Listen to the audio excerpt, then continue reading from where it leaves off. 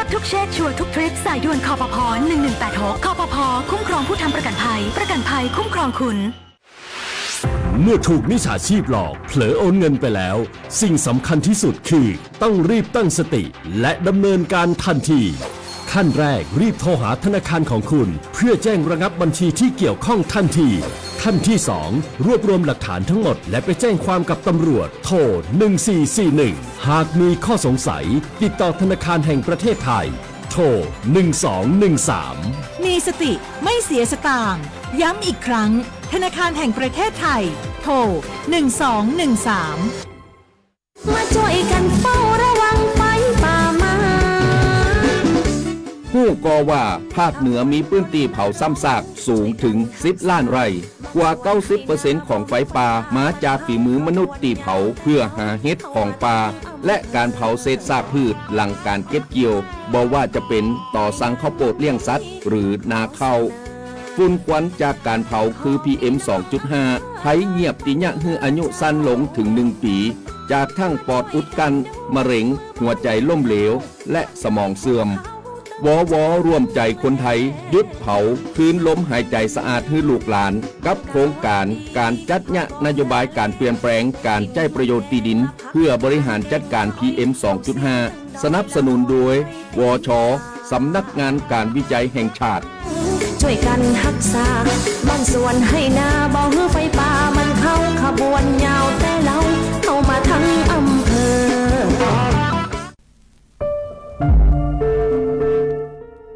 ปัญหายาเสพติดยังคงเป็นความท้าทายของสังคมไทยด้วยผลกระทบที่ซ้ำซากต่อชีวิตครอบครัวและชุมชนแต่ในจังหวัดแพร่มีความพยายามร่วมกันสร้างพลังปลอดภัยปลอดยาเสพติดอย่างเข้มแข็งนายสมชัยเลิศประสิทธิพันธ์ผู้ว่าราชการจังหวัดแพร่ระบุว่ามาตรการป้องกันและปราบปรามยาเสพติดต้องเดินควบคู่กันทั้งเชิงป้องกันและการบังคับใช้กฎหมายโดยใช้กลไกภาครัฐภาคประชาสังคมและเครือข่ายชุมชนในการตรวจสอบติดตามและสร้างภูมิคุ้มกันจากระดับรากหญ้านำไปสู่การพัฒนาพื้นที่ปลอดยาเสพติดอย่างเป็นรูปธรรมในพื้นที่ของจังหวัดผมในฐานะผู้อำนวยการศูนย์ป้องกันและปราบปรามยาเสพติดจังหวัดเนี่ยก็คิดว่าทุกฝ่ายเราได้บูรณาการกันอย่างเต็มที่ทำงานร่วมกันนะครับในส่วนของการสร้างหมู่บ้านและชุมชนเข้มแข็งนะครับเอาชนะยาเสพติดอย่างยั่งยืนเนี่ยก็เป็นความร่วมมือของพี่น้องประชาชนตลอดจนกำนันผู้ใหญ่บ้านในหมู่บ้านนะครับในการที่จะดูแลชุมชนของตัวเองซึ่งตรงเนี้ยในความเห็นส่วนตัวเนี่ยคิดว่าจังหวัดแพร่เราประสบความสำเร็จถึง 70% นะครับตอนนี้เรามีชุมชนหมู่บ้านที่ปลอดยาเสพติดเนี่ยประมาณ300กว่าหมู่บ้านนะครับจากที่เรามีหมู่บ้านทั้งหมดประมาณ400กว่าเรื่องของการแก้ไขปัญหายาเสพติดในจังหวัดแพร่เราได้รับความร่วมมือจากหน่วยงานที่เกี่ยวข้องตลอดจนภาคประชาชนซึ่งอันนี้ผมคิดว่ามันคือจุดแข็งนะครับของการแก้ไขปัญหายาเสพติดนะครับก็ฝากถึงพี่น้องประชาชนเลยนะครับว่าจริงๆเนี่ยการแก้ไขปัญหายาเสพติดเนี่ยไม่ใช่หน้าที่ของรัฐเพียงฝ่ายเดียวแต่มันคือหน้าที่ของประชาชนทุกคนเพราะความปลอดภัยในชีวิตและทรัพย์สินของท่านก็ขึ้นอยู่กับตัวท่านด้วยนะครับก็ฝากไปถึงพี่น้องประชาชนว่าท่านต้องช่วยเป็นหูเป็นตานะครับช่วยเจ้าหน้าที่ของรัฐนะครับในกรณีที่รู้เบาะแสของเรื่องยาเสพติดนะครับในขณะเดียวกันในกรณีที่ท่านมีบุคคลในหมู่บ้านในชุมชนในครอบครัวก็ตามนะครับเป็นผู้ที่เคยเกี่ยวข้องกับยาเสพติดถ้านั่นก็ส่งเขาเข้าสู่กระบวนการบำบัดรักษาให้เรียบร้อยนะครับแล้วก็หากเขาได้มีการบำบัดรักษาเรียบร้อยแล้วสิ่งที่เขาจะกลับไปก็คือเรื่องการให้โอกาสเขาในการที่เขาจะอยู่ร่วมกับสังคมอย่างปกติสุขครับมาตรการนี้ไม่ได้หยุดอยู่แค่การจับกุมแต่ยังขยายไปสู่การบูรณาการความร่วมมือของทุกภาคส่วนเพื่อเติมเต็มช่องว่างระหว่างการป้องกันและการดูแลรักษารวมทั้งการเสริมสร้างความรู้แก่เยาวชนและช่องทางแจ้งเบาะแสยาเสพติดในชุมชนอย่างปลอดภัยท่านสามารถแจ้งเบาะแสผู้กระทำผิดจากยาเสพติดได้ที่สายด่วน1386หรือที่เว็บไซต์1386.oncb .go.th ฟังข่าว ฟังสวทแพร่ FM 91 MHz กรมประชาสัมพันธ์ ข่าวจริง เชื่อถือได้ สื่อรัฐพัฒนาคุณภาพชีวิตคนจังหวัดแพร่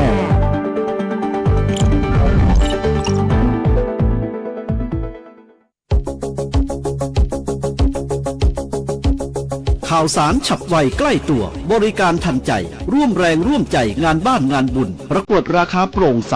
และติดตามสภาพอากาศประจำวัน โดยทีมข่าวสวทแพร่ FM 91 MHz สถานีข่าวดีของประชาชนคนเมืองแพร่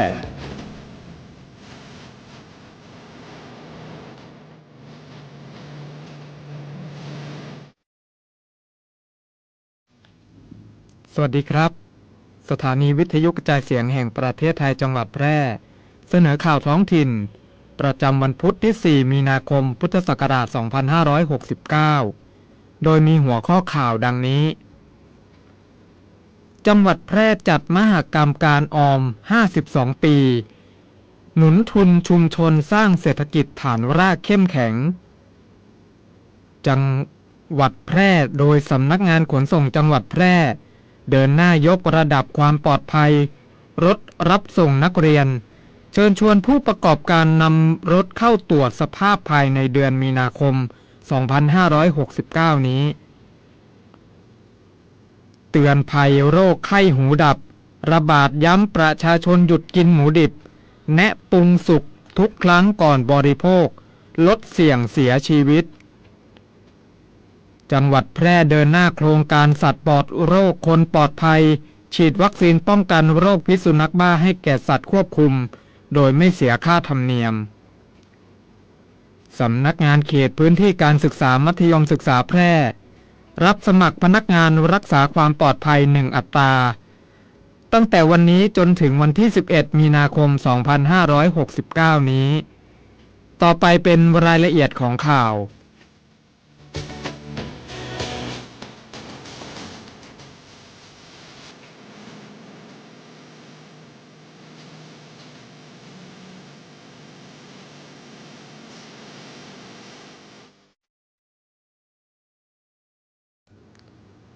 จังหวัดแพร่จัดมหกรรมการออม 52 ปี หนุนทุนสร้างชุมชนสร้างเศรษฐกิจฐานรากเข้มแข็งวันนี้เวลา 9:30 นาทีที่ห้องแพร่นคราพาวิลเลียนชั้น 2 โรงแรมแพร่นคราอำเภอเมืองแพร่จังหวัดแพร่นายชัยสิทธิ์ชัยสำลิดผลรองผู้ว่าราชการจังหวัดแพร่เป็นประธานเปิดมหกรรมการออม 52 ปีทุนชุมชนขับเคลื่อนเศรษฐกิจฐานรากระดับจังหวัดการจัดมหกรรมครั้งนี้มีวัตถุประสงค์เพื่อส่งเสริมและเผยแพร่ประชาสัมพันธ์แนวคิดและผลการดำเนินงานกลุ่มออมทรัพย์เพื่อการผลิตของกรมพัฒนาชุมชนสร้างความตระหนักให้ประชาชนเห็นความสำคัญของการออมการมีวินัยในการออมและการเสริมสร้างความเข้มแข็งของกลุ่มออมทรัพย์เพื่อการผลิตตลอดจนแสดงผลสำเร็จการขับเคลื่อนกิจกรรมทุนชุมชนหนุนเสริมเศรษฐกิจฐานรากซึ่งสืบเนื่องจากการก่อตั้งกลุ่มออมทรัพย์เพื่อการผลิตเมื่อวันที่ 6 มีนาคม พ.ศ. 2517ในงานมีพิธีมอบเกียรติบัตรแก่กลุ่มออมทรัพย์เพื่อการผลิตของจังหวัดแบ่งเป็น2ประเภทได้แก่รางวัลสมาชิกกลุ่มออมทรัพย์ดีเด่นอำเภอละ1คนรวม8รางวัลและรางวัลกลุ่มออมทรัพย์เพื่อการผลิตดีเด่นอำเภอละ1กลุ่มรวม8รางวัลจังหวัดแพร่มุ่งส่งเสริมการออมและการสร้างบริหารจัดการทุนชุมชนอย่างเป็นระบบเพื่อเสริมสร้างความมั่นคงทางเศรษฐกิจฐานรากและยกระดับคุณภาพชีวิตประชาชนอย่างยั่งยืนสำนักงานขนส่งจังหวัดแพร่เดินหน้ายกระดับความปลอดภัยรถรับส่งนักเรียนเชิญชวนผู้ประกอบการนำรถเข้าตรวจสอบสภาพภายในเดือนมีนาคม 2569 นี้สำนักงานขนส่งจังหวัดแพร่ ประกาศมาตรการยกระดับความปลอดภัยรถรับส่งนักเรียนเพื่อเสริมสร้างความเชื่อมั่นและสวัสดิภาพในการเดินทาง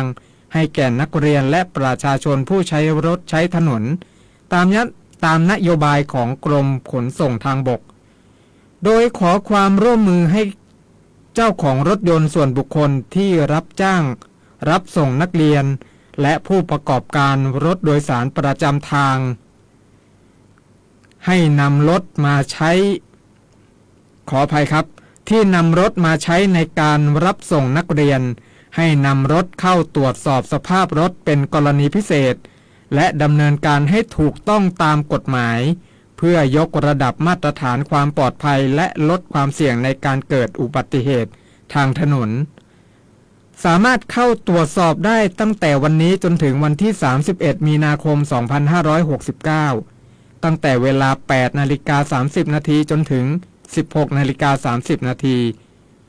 ที่สำนักงานขนส่งจังหวัดแพร่และสำนักงานขนส่งจังหวัดสาขาทุกแห่งในวันและเวลาทำการทั้งนี้สำนักงานขนส่งจังหวัดแพร่เน้นย้ำว่าหากผู้ประกอบการรายใดไม่ดำเนินการนำรถเข้าตรวจสอบสภาพภายในระยะเวลาที่กำหนดทางสำนักงานอาจพิจารณาดำเนินการตามอำนาจหน้าที่ของกฎหมายเพื่อคุ้มครองความปลอดภัยของสาธารณชนเป็นสำคัญเตือนประชาชนให้เฝ้าระวังโรคไข้หูดับหลังพบสถานการณ์แพร่ระบาดกระจายตัวใน28จังหวัดทั่วประเทศโดยตั้งแต่วันที่1มกราคมถึง10กุมภาพันธ์2569พบผู้ป่วยสะสมแล้ว49รายและมีผู้เสียชีวิตถึง3รายจากการรายงานของกรมคุ้มครองโรคขออภัยครับจากการรายงานของกรมควบคุมโรคพบว่าจังหวัดที่มีผู้ป่วยมากที่สุดคือจังหวัดนครราชสีมารองลงมาคือจังหวัดแพร่ชลบุรีชัยภูมิและสุรินทร์โดยปัจจัยเสี่ยงสำคัญที่ทำให้เกิดโรคคือการรับประทานเนื้อสุกรหรือเลือดสุกรที่ปรุงไม่สุกเช่นมีเมนูลาบดิบลู่ก้อยรวมถึงพฤติกรรมการดื่มแอลกอฮอล์ร่วมกับการรับประทานเนื้อดิบนอกจากนี้กลุ่มผู้ที่บริโภคเป็นประจำเป็นกลุ่มเสี่ยงที่ทำให้เกิดโรคประจำตัวเช่นโรคตับแข็งเบาหวานไตวายหรือมะเร็งถือเป็นกลุ่มเสี่ยงที่มีอาการรุนแรงถึงขั้นเสียชีวิตได้เพื่อให้ประชาชนปลอดภัยจากโรคไข้หูดับรัฐบาลจึงขอเน้นย้ำแนวทางปฏิบัติคือบริโภคอาหารที่ปรุงสุกหลีกเลี่ยงการรับประทานอาหารเนื้อหมูดิบหรือแบบสุกๆดิบๆและไม่บริโภคเนื้อสุกรที่ป่วยหรือตายจากโรคการป้องกันสำหรับผู้ประกอบอาชีพผู้ที่ต้องสัมผัสหรือชำแหละเนื้อสุกรควรสวมอุปกรณ์ป้องกันเช่นถุงมือ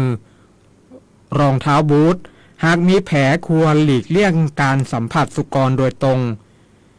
และต้องล้างมือหากสัมผัสสุกรโดยตรงทั้งนี้ประชาชนมีข้อสงสัยหรือต้องการข้อมูลเพิ่มเติมสามารถสอบถามได้ที่สายด่วนกรมควบคุมโรคโทร1422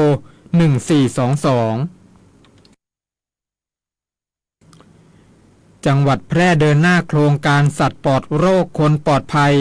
ฉีดวัคซีนป้องกันโรคพิษสุนัขบ้าให้แก่สัตว์ควบคุมโดยไม่เสียค่าธรรมเนียม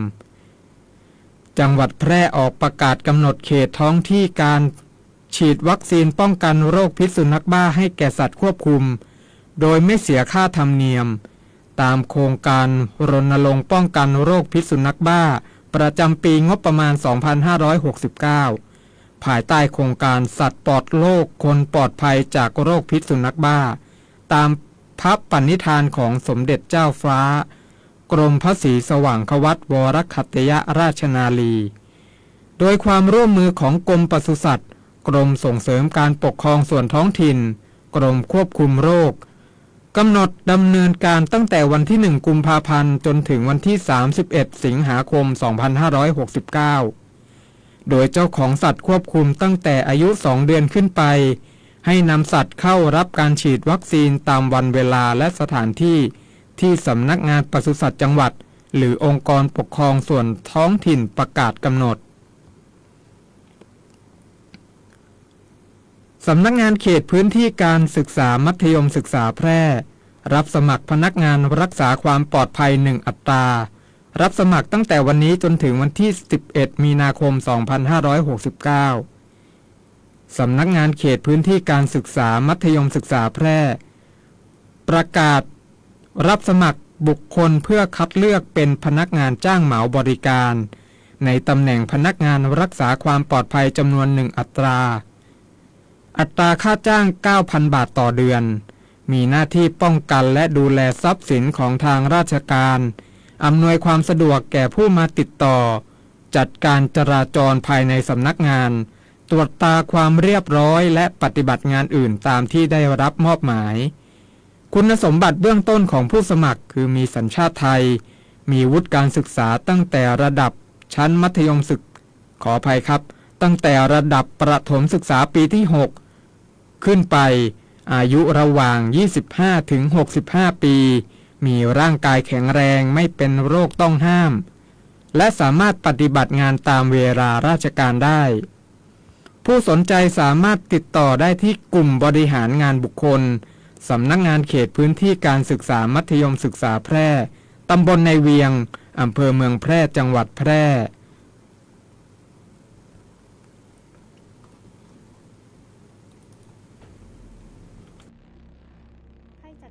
รบก่อให้เกิดความเสียหายอย่างมหาศาลทั้งต่อชีวิตมนุษย์สิ่งแวดล้อมและโครงสร้างพื้นฐานทหารพลเรือนจำนวนมากต้องเสียชีวิตบาดเจ็บสาหัสและหลายครั้งนำไปสู่ความพิการถาวรมีปัญหาสุขภาพจิตเกิดโรคเครียดหลังเหตุการณ์สะเทือนขวัญส่งผลกระทบในระยะยาวต่อคุณภาพชีวิตประชาชนผู้ประสบภัยสงครามจำนวนมากต้องเผชิญกับความยากลำบากในการใช้ชีวิตต้องอพยพหนีภัยจากพื้นที่สู้รบกลายเป็นผู้พลัดถิ่นโรงพยาบาลโรงเรียนที่อยู่อาศัยและระบบสาธารณูปโภคที่สำคัญน้ำประปาไฟฟ้าถูกทำลายประชาชนไม่สามารถเข้าถึงบริการพื้นฐานได้การใช้อาวุธอันตรายต่างๆอาวุธเคมีทุ่นระเบิดที่อาจตกค้างหลังจากสงครามทำให้แหล่งน้ำดินปนเปื้อนสารพิษจากอาวุธเหล่านี้ป่าไม้ถูกทำลายเกิดผลกระทบร้ายแรงต่อระบบนิเวศและสุขภาพของประชาชนในพื้นที่เกิดการขาดแคลนอาหารอย่างรุนแรงนำไปสู่ความอดอยากก่อให้เกิดอันตรายร้ายแรงและยาวนานภัยเหล่านี้ไม่ใช่เพียงเรื่องของทหารในสนามรบเท่านั้นแต่เป็นภัยพิบัติที่ส่งผลกระทบต่อทุกภาคส่วนของสังคมรู้ภัยเข้าใจรับมือได้สำนักงานประชาสัมพันธ์ที่ 3 กรมประชาสัมพันธ์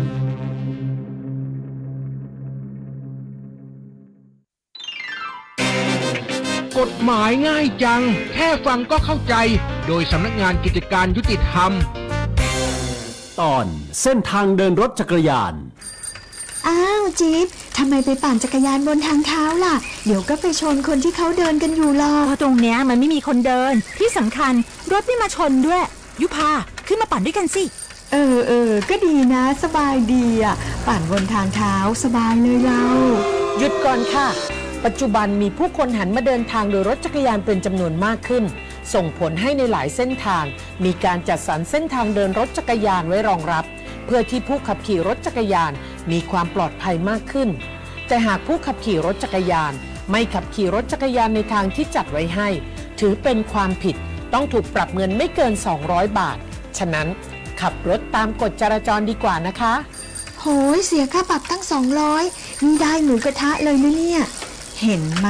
บอกแล้วว่าให้มาปั่นตรงช่องเดินรถจักรยานตั้งแต่แรกดีนะตำรวจไม่มาเห็นน่ะไม่งั้นน่ะจ่าย200แน่ๆเลยแต่ตะกี้ก็ทำเหมือนกันนะอ้าวก็เห็นว่าเป็นเพื่อนกันก็เลยกลัวเพื่อนเหงาไง หากสงสัยเรื่องกฎหมายหรือได้รับความไม่เป็นธรรมติดต่อสำนักงานยุติธรรมจังหวัดทั่วประเทศหรือโทรสายด่วนยุติธรรม1111กด77นะจะบอกให้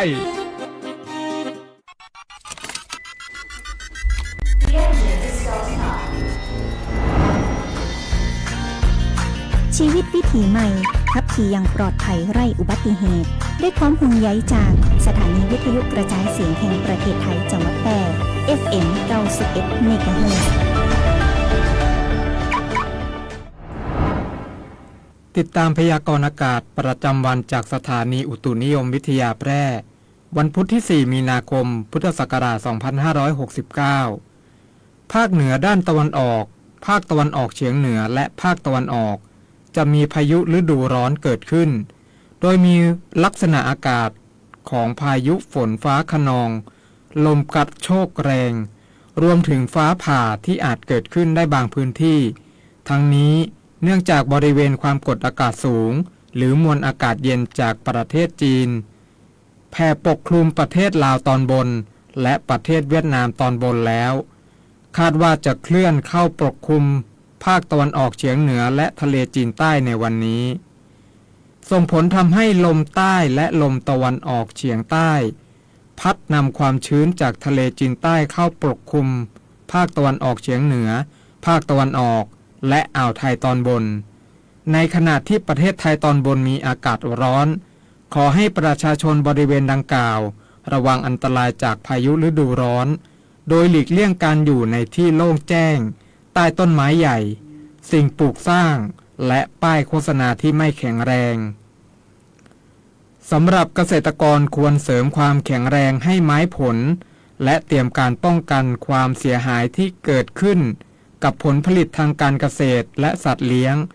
รวมทั้งดูแลรักษาสุขภาพในช่วงที่อากาศร้อนไว้ด้วยสำหรับภาคใต้ตอนล่างมีฝนฟ้าคะนองบางแห่งเนื่องจากลมฝ่ายตะวันตกพัดปกคลุมทะเลอันดามันภาคใต้และอ่าวไทยส่วนบริเวณทะเลอันดามันมีคลื่นสูงประมาณ1 เมตรบริเวณที่มีฝนฟ้าคะนองคลื่นสูงมากกว่า2 เมตรขอให้ชาวเรือบริเวณอ่าวไทยและทะเลอันดามันหลีกเลี่ยงการเดินเรือในบริเวณที่มีฝนฟ้าคะนองไว้ด้วยสำหรับฝุ่นละอองในระยะนี้ภาคเหนือภาคตะวันออกเฉียงเหนือและภาคกลางตอนบนมีการสะสมของฝุ่นละอองหรือหมอกควันอยู่ในเกณฑ์ปานกลางถึงค่อนข้างมากเนื่องจากมีการระบายอากาศอยู่ในเกณฑ์อ่อนพยากรณ์อากาศบริเวณภาคเหนือ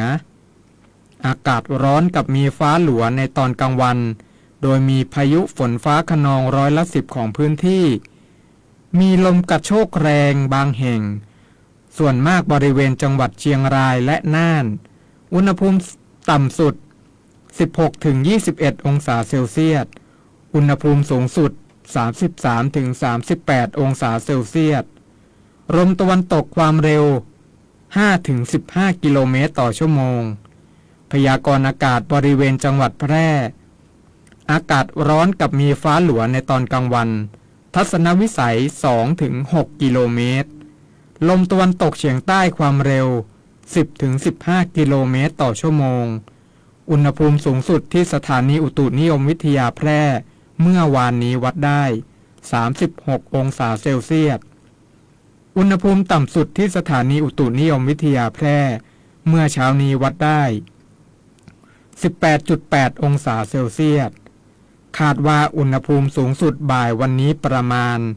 36 องศาเซลเซียสคาดว่าอุณหภูมิต่ำสุดเช้าพรุ่งนี้ประมาณ 22 องศาเซลเซียสวันนี้ดวงอาทิตย์ตกเวลา 18:26 นาทีวันพรุ่งนี้ดวงอาทิตย์ขึ้นเวลา 6:35 นาทีจบการเสนอข่าวท้องถิ่นพระสถิตอยู่ในใจตราบนิรันดร์น้อมสำนึกในพระมหากรุณาธิคุณเป็นล้นพ้นอันหาที่สุดมิได้ข้าพระพุทธเจ้าข้าราชการและเจ้าหน้าที่สถานีวิทยุกระจายเสียงแห่งประเทศไทยจังหวัดแพร่พรชัยเอี่ยมนุ้ยอ่าน